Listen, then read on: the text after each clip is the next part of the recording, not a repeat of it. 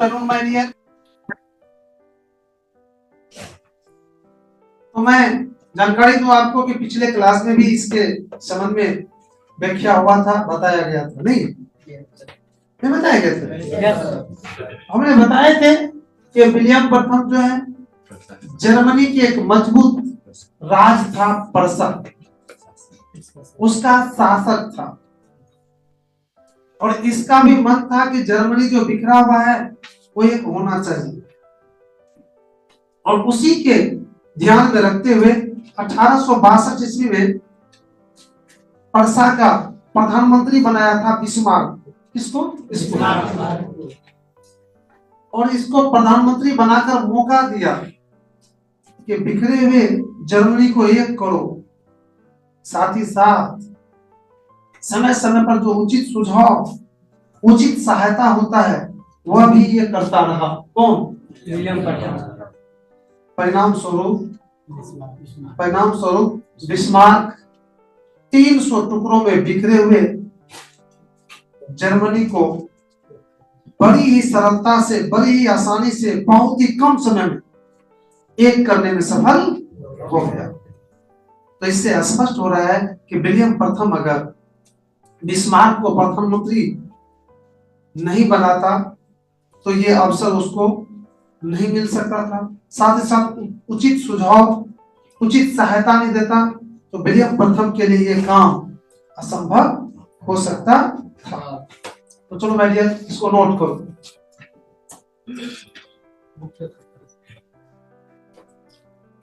देखिए, विलियम प्रथम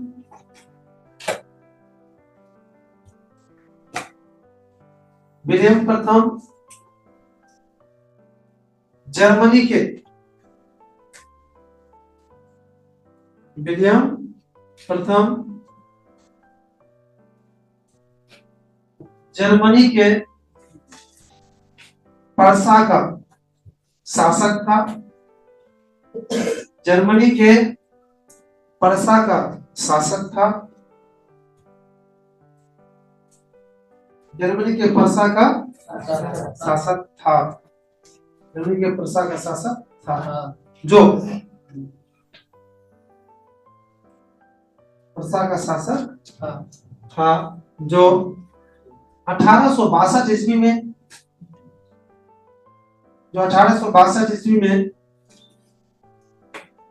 बिस्मार्क को 1862 ईस्वी में बिस्मार्क को अपना प्रधानमंत्री बनाया। बिस्मार्क को अपना प्रधानमंत्री बनाया।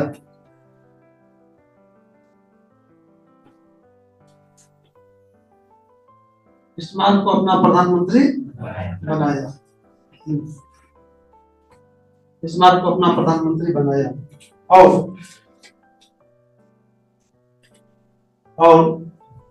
जब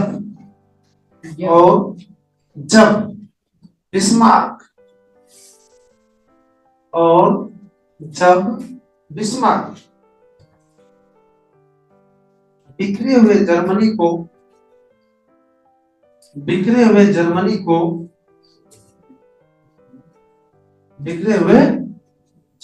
को एक करने लगा। बिखरे हुए जर्मनी को एक करने लगा, तब उसे विलियम प्रथम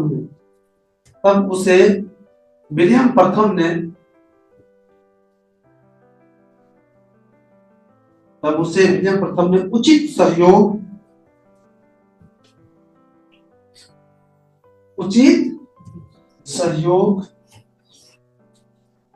और उचित सुझाव देता रहा। उचित सुझाव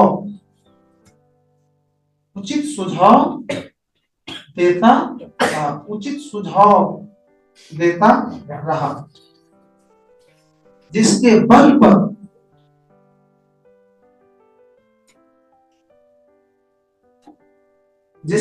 पर बिस्मार्क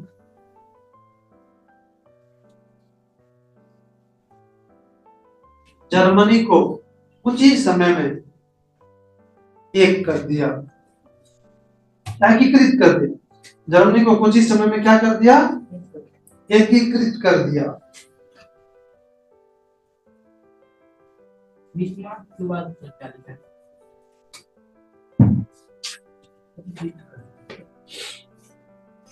जिसके बल पर बिस्मार्क जर्मनी को कुछ ही समय में एकीकृत कर दिया।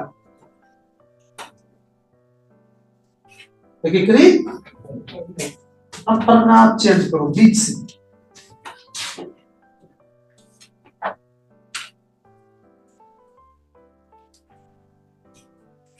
उपर्युक्त वर्णन से स्पष्ट हो रहा है, बीच से लिखो, ये बोर्ड पर जो लिखे उपर्युक्त, उपर्युक्त वर्णन से स्पष्ट हो रहा है कि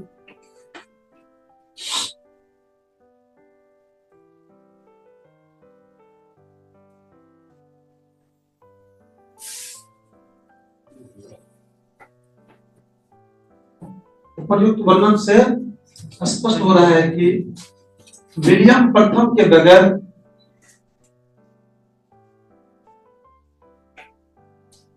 विलियम प्रथम के बगैर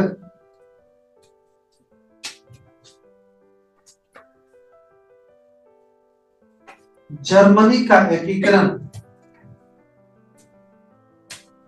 जर्मनी का एकीकरण करना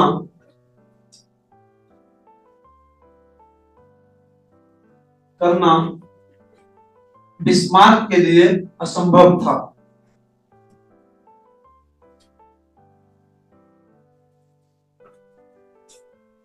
बिस्मार्क के लिए असंभव था।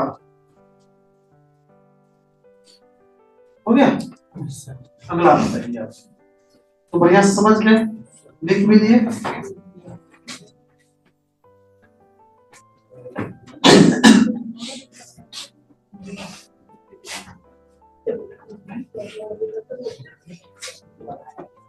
जर्मनी के बाधाएं हैं, ऑस्ट्रिया की भूमिका नहीं ना।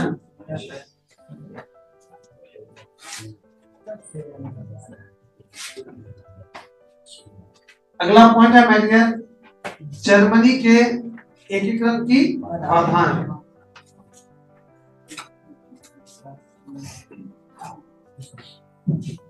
आपको याद है 28 तारीख को टेस्ट होगी आपकी? Yes sir. आपने जो लगभग एक चैप्टर खत्म करने का प्रयास करेंगे हम, ये जो एक चैप्टर है ये लगभग खत्म होगी और इसके बाद इसका टेस्ट होगा 28 तारीख को, जिसमें ऑब्जेक्टिव और सब्जेक्टिव दोनों होगा। ऑब्जेक्ट टेस्ट जो होगी, हमने बताए थे कि टेस्ट का फ्यू नहीं लगेगा आपको, साथ ही साथ उस दिन कोई किताब कॉपी लेके आना नहीं है, सिर्फ पेन लेके आइएगा, मोबाइल तक भी नहीं लेके आइएगा। हाँ, बाहर में रख दीजिएगा, क्लास में लेके आइएगा। हमको बाहर से क्या मतलब, हमको क्लास की बात करेंगे। तो क्लास में आप नहीं लेके आ सकते हैं। उसके बाद जो आप लिखिएगा पेज, वो भी नहीं लेके आइएगा। वो पेज हम देंगे आपको, या एक व्यवस्था होती है एसएसटी पॉइंट के द्वारा हर साल एक इस टाइप की कॉपी होती है, देख रहे हैं, इस टाइप की कॉपी। इसका 10 रुपया कीमत होता है। अगर आप ये कॉपी ले लेते हैं, 10 टका खर्चा करते हैं, तो 1 साल तक इसी में एग्जाम दीजिएगा और ये कॉपी आपकी होगी। जितना एग्जाम दीजिएगा वो टोटल आप देखते हैं, जो एग्जाम दिया है इसमें कितना अंक आया है बचा का, उनका का, फिर अगला एग्जाम में कितना अंक आया है, सो देखिए बढ़ रहा है कि घट रहा है। अपना अपना से भी देख सकते हैं कि तीसरा एग्जाम हम कितना अंक लाए, सब एग्जाम का। तो अगर आप ये कॉपी ले लेते हैं तो बेटर हो जाएगा। इसके लिए 10 रुपया आपको 27 तारीख को खुला लेके आना पड़ेगा, तो एक कॉपी दे देंगे। अगर आपके पास दिक्कत है, प्रॉब्लम है, कोई बात नहीं, पेज देंगे हम अपने से, जो पेज का कोई पैसा तैसा नहीं लगेगा, कोई टेंशन नहीं। अगर होगा तो 27 तारीख को 10 रुपया ला ले लीजिएगा, तो कॉपी आप ले लीजिएगा, इसी पर हर साल परीक्षा देते लीजिएगा। रिजल्ट आपको 1 तारीख को होती है मोटा मोटी, या फिर नहीं तो वर्किंग डे में तो संभव होती नहीं है कॉपी चेक करना, बीच में एक संडे आना चाहिए, तो सोमवार को रिजल्ट हो जाता है। 27 तारीख 28 तारीख को मान लीजिए लिए हो, 29 को रविवार पड़ गया, 30 को रिजल्ट हो जाएगा, नहीं तो बीच में एक रविवार का इंतजार रहता है, क्योंकि हर दिन तो पढ़ेंगे करते हैं, इतना कॉपी तो चेक करना संभव है नहीं, उसे कॉपी चेक करते हैं खुद से, क्योंकि लैंग्वेज ये है, इसमें तो कोई दूसरा नहीं चेक कर सकता है कौन क्या भाषा में लिखा नहीं लिखा। तो शायद समझ गए टेस्ट के विषय में आप। आइए अगला पॉइंट है आपका जर्मनी के विक्रम की बाधाएं। आप लोग भी कॉपी के बीच में लिखिए, जर्मनी के एकीकरण की बाधाएं।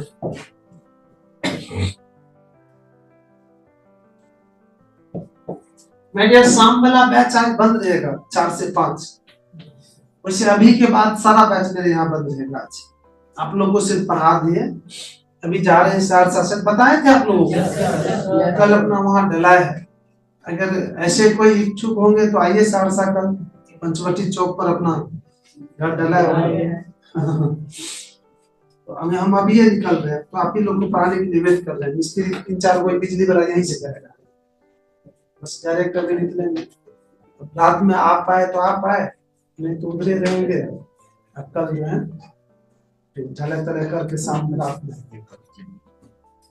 तो जर्मनी के विक्रम की बाधाएं, मैं जर्मनी के विक्रम की बाधाएं आपके सामने में। सबसे पहले बाधा क्या है? जर्मनी का 300 टुकड़ा में बटा दिया, ये था कि नहीं था? दूसरा बाधा क्या था? जर्मनी के अधिकांश क्षेत्रों पर फ्रांस और ऑस्ट्रिया जैसे शक्तिशाली देशों का अधिकार था। तीसरा क्या था कि अलग अलग टुकड़ों पर अलग अलग शासक रहे। चौथा बाधा क्या था? एकता की कमी थी वहां पर। और पांचवा बाधा क्या थी? राष्ट्र प्रेम की भावना की भी कमी थी। इतनी बाधाएं थी। लिखिए खर्च 1 नंबर में, 1 नंबर 2 नंबर करके लिखा देते हैं। 1 नंबर में लिखिए जर्मनी का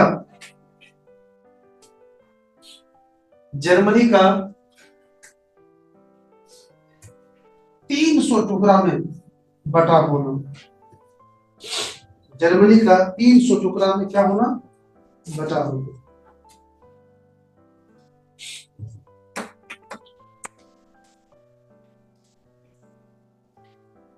जर्मनी का 300 टुकड़ा में बटा होना। क्या धूप संभव है क्या? इसका मतलब कल लगता है मौसम बढ़िया होगा, संकेत दे रहा है। तो ऐसा लगा यार, तो मौसम का कुछ तो सुबह में हमको लगा संभावना, फिर भी कभी कभी धेले रह जाता है ना।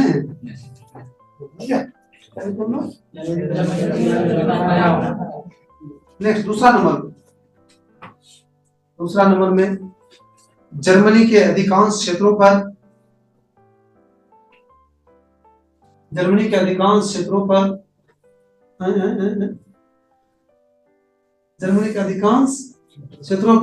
ऑस्ट्रिया और फ्रांस जैसे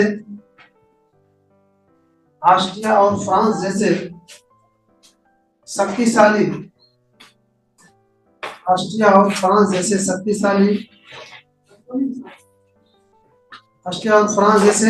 देशों का क्या लिखे? शक्तिशाली देशों का अधिकार रहना।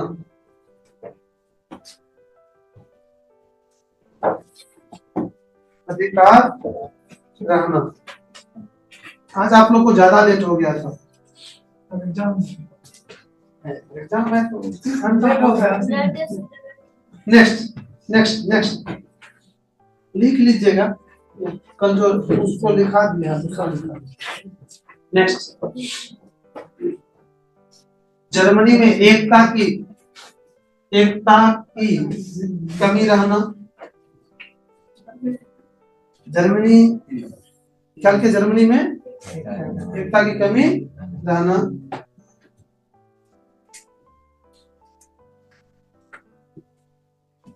नेक्स्ट, जर्मनी में एकता की कमी रहना। नेक्स्ट, शिक्षा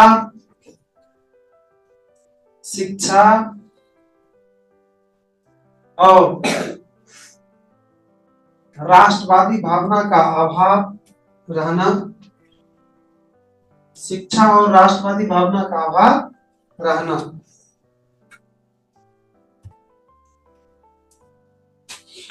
शिक्षा और राष्ट्रवादी भावना का अभाव रहना। हो गया? 4 भगवान, एक और लिख दीजिए।